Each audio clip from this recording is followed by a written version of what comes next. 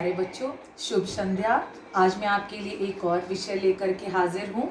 हम खेल खेल में हिंदी व्याकरण सीखने का प्रयास करेंगे और वह विषय है शब्द। शब्द किसे कहते हैं और शब्दों के कितने भेद होते हैं?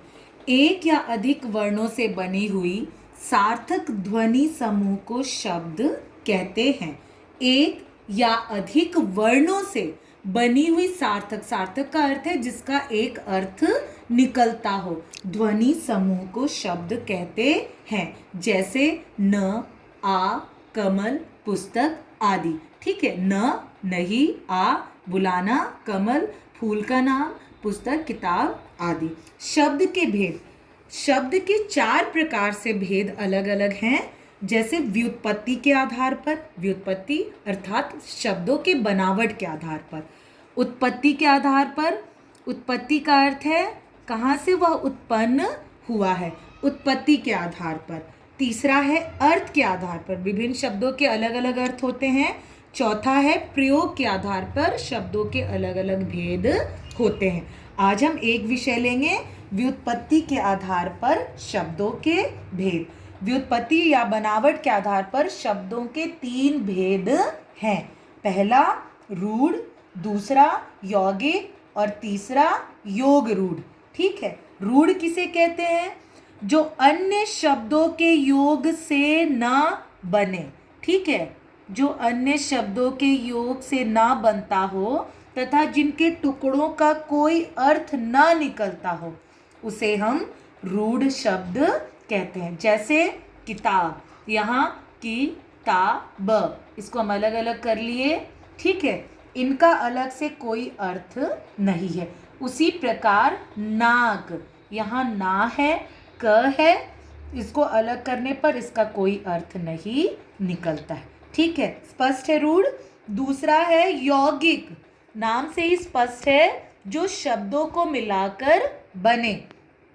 जो शब्द 2 या 2 से अधिक शब्दों के मेल से बना हो और जिनको अलग करने पर उनके अर्थ निकलते हों। बिल्कुल रूढ़ के विपरीत, 2 शब्दों के मेल से बना है और जब हम शब्दों को अलग करते हैं तो दोनों के अर्थ निकलते हैं, उन्हें हम यौगिक शब्द कहते हैं। जैसे घुड़ सवार, यहाँ 2 शब्द हैं, घुड़ और सवार, जिसका अर्थ है घोड़े की सवारी करने वाला। उसी प्रकार रसोई घर, यहाँ भी 2 शब्द है, रसोई तथा घर अर्थात रसोई के लिए घर। स्पष्ट है। अगला विषय है हमारा योग रूढ़। ठीक है, जो शब्द 2 या 2 से अधिक शब्दों के मेल से बने हों तथा किसी विशेष अर्थ को प्रकट करते हों। स्पष्ट, इसको समझिए, ये भी यौगिक की तरह 2 या 2 से अधिक शब्दों के मेल से बना है और किसी विशेष अर्थ, इसकी सबसे खासियत यह है कि किसी विशेष अर्थ को प्रकट करता है।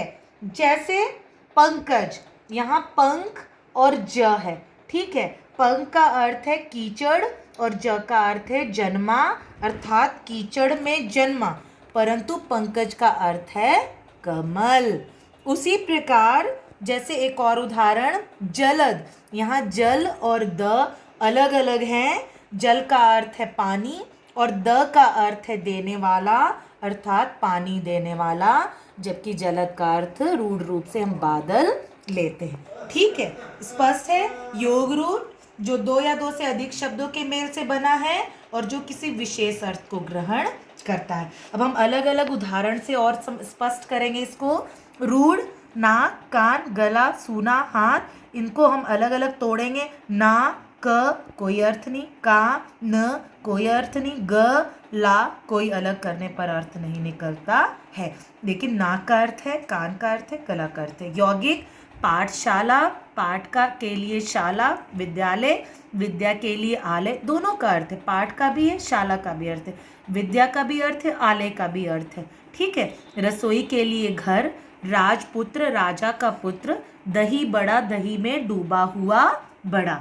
योग रूढ़, जो विशेष अर्थ ग्रहण करे, पंकज, जलद हम समझ चुके हैं।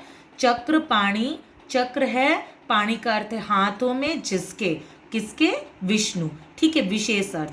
लंबोदर, लंबा उदर, किसका है लंबा उदर? गणेश का। वीणा, पाणी, पाणी का अर्थ है हाथ, वीणा बजाने वाला यंत्र, तो जिसके हाथों में वीणा है कौन? सरस्वती। तो इस प्रकार से विशेष अर्थ ग्रहण होता है। इस प्रकार हमारा शब्द जो है व्युत्पत्ति के आधार पर शब्द का अर्थ और उसके भेद पूरे होते हैं। कलम उत्पत्ति के आधार पर शब्दों के भेद देखेंगे। धन्यवाद।